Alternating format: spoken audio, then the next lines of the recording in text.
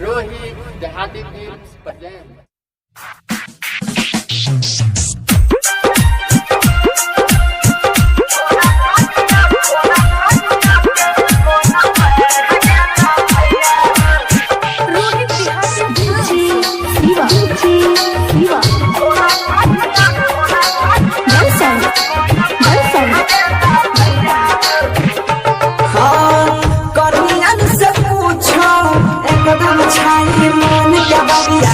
तोहर कानून के मन बढ़ गला भैया हो, तोरा मौकिया के मन बढ़ गला भैया हो।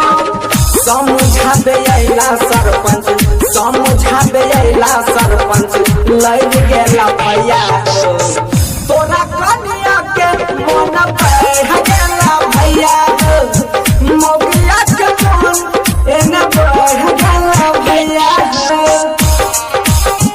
स्टूडियो दिल्ली डीजे सनी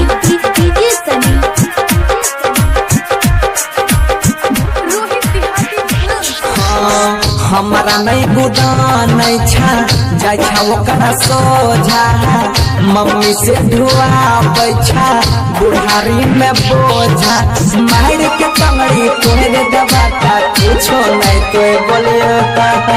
हमारा नहीं खुदा नहीं छा जाय छा ओकरा सोझा, मम्मी से धुआ बैठा बुढ़ारी में बोझा, भुटिया मौगी उलाटे, भुटिया मौगी उलाटे कर गेला भैया हो, मन के छपरिया लोग से लड़ गेला भैया हो, तोरा मौगिया के मन बढ़ गेला भैया हो।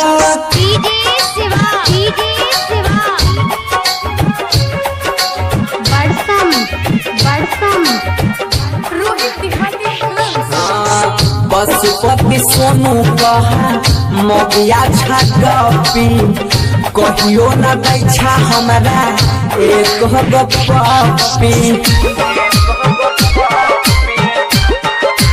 ए हो भैया पशुपति बनसी कहा मौगिया छापी, कहियो न दै छा हमरा एक गो पपी।